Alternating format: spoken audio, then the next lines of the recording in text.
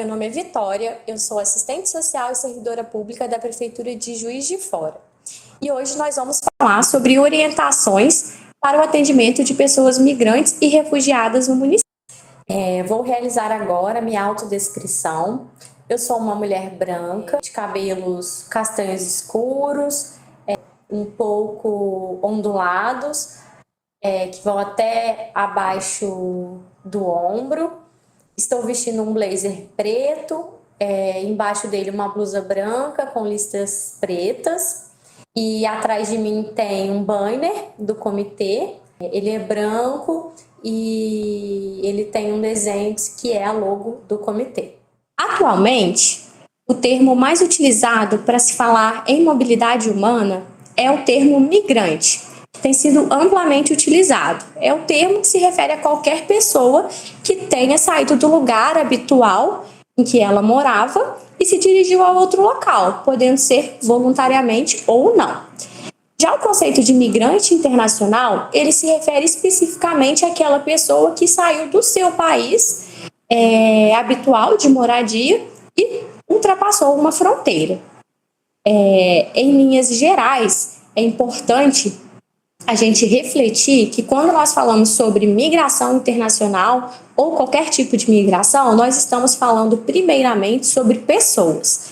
E que essas pessoas saíram por diversos motivos do seu local de moradia, podendo ser em busca de um sonho, em busca de um emprego, para constituir família, para visitar, para conhecer, ou para ter uma vida mais digna e mais justa para você, para ela, para os seus filhos.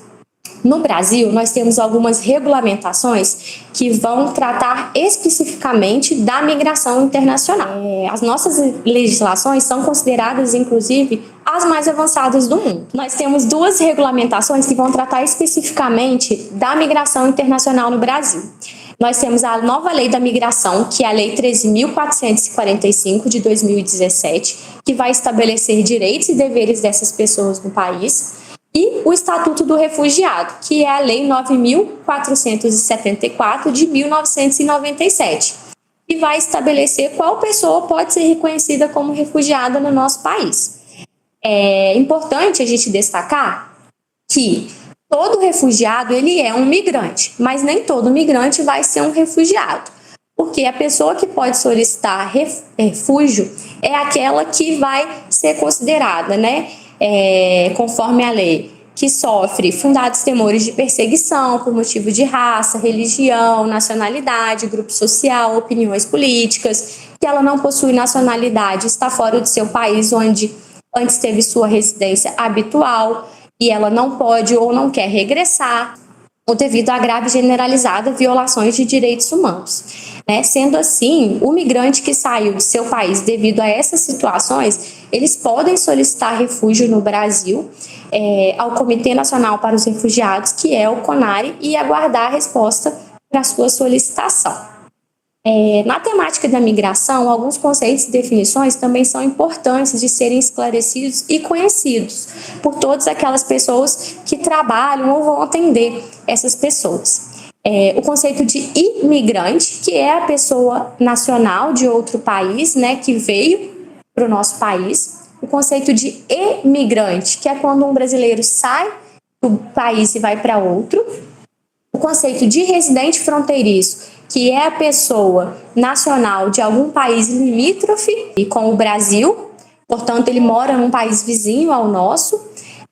O conceito de visitante, que é aquela pessoa nacional de outro país que vem ao Brasil para uma estadia de curta duração.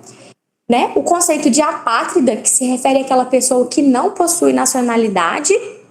E o conceito de retornado, que diz respeito àquela pessoa que regressou ao seu país de origem depois de ter migrado, independente do motivo pelo qual ela migrou e pelo tempo que durou essa migração. Também é importante a gente falar aqui sobre a xenofobia, que é o preconceito ou medo daquilo que vem de fora, que é considerado estranho ou diferente. A xenofobia é amparada em discursos de ódio, de hostilidade para com pessoas que vêm de outros países ou também de outras regiões do país, portanto ela não diz respeito apenas aos migrantes internacionais. Ela pode ser dirigida a pessoas também que são brasileiras, né, que vêm de outras regiões, transpassando limites e divisas. Ela é considerada crime no Brasil e amparada na Lei 9.459 de 1997. Portanto, ela pode e deve ser denunciada. Algumas orientações gerais também para o atendimento dessas pessoas são importantes para que elas tenham seus direitos garantidos, como, por exemplo, o reconhecimento dos documentos oficiais que os migrantes possuem. Os migrantes eles vão possuir a Carteira de Registro Nacional Migratório, que é o CRNM. Esse documento ele é expedido pela Polícia Federal no Brasil, que é responsável pela regularização migratória no nosso país, e ele é válido em todo o território nacional. É a identidade da pessoa, né?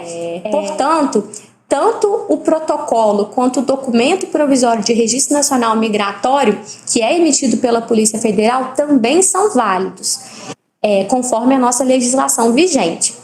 Além do CRNM, os migrantes possuem o direito de expedir o CPF, que é o cadastro de pessoas físicas, a carteira de trabalho e previdência social, o cartão nacional de saúde e um documento de viagem, que é o passaporte. Todos esses documentos eles podem ser também retirados por essas pessoas em nosso país. Os migrantes eles não possuem o direito político de votar e ser votado. Portanto, eles não vão possuir o título de eleitor. Outro documento que eles também não vão possuir é o certificado de reservista. Esses documentos eles vão ser emitidos apenas para aquelas pessoas que são brasileiras ou naturalizadas ou outras amparadas em legislações específicas.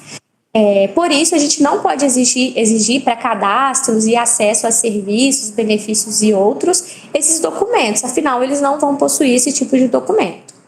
Caso ocorra o atendimento de alguma pessoa migrante que esteja em situação irregular com relação à sua documentação, ela pode e deve ser orientada a procurar a unidade da Polícia Federal, responsável pela migração no município, para que ela possa se regularizar.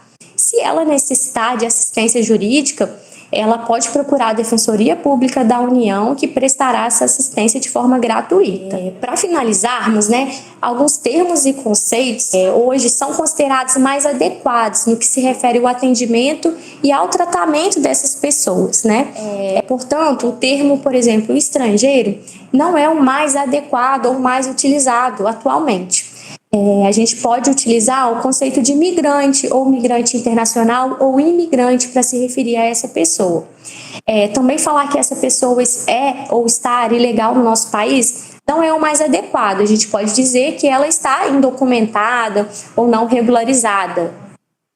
Também é importante evitarmos qualquer tipo de julgamento, que a gente tenha sensibilidade a ouvir a demanda, ou chamar algum servidor ou profissional que seja capaz de ouvir sem realizar esses julgamentos, negar o atendimento por não compreensão da documentação oriunda de outro país. A gente pode buscar profissionais, servidores, órgãos ou outras instituições que tenham conhecimento mais aprofundado sobre a pauta migratória para orientar de forma assertiva e correta essa pessoa.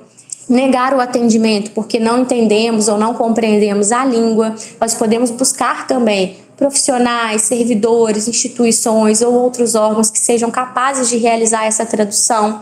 Nós temos também disponíveis hoje muitos aplicativos para smartphones e sites que realizam a tradução simultaneamente, que possibilitariam essa compreensão, tanto por parte do usuário quanto do profissional que vai atendê-lo. E também evitar exigir documentos que os migrantes não possuem, ou vão ter muita dificuldade em obter.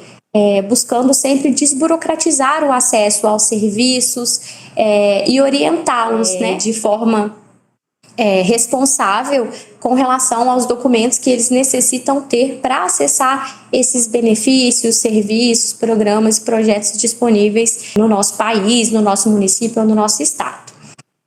Além disso, no atendimento a pessoas migrantes, é importante a gente compreender e respeitar as especificidades culturais, tradicionais, religiosas, hábitos alimentares que podem ser diferentes dos nossos, dentre outros, As traduções também para outras línguas de materiais informativos sobre direitos e deveres, sobre acesso a políticas públicas e sociais, também é algo possível de ser realizado, de baixo custo e que possibilitaria a inserção dessas pessoas nesses serviços, né?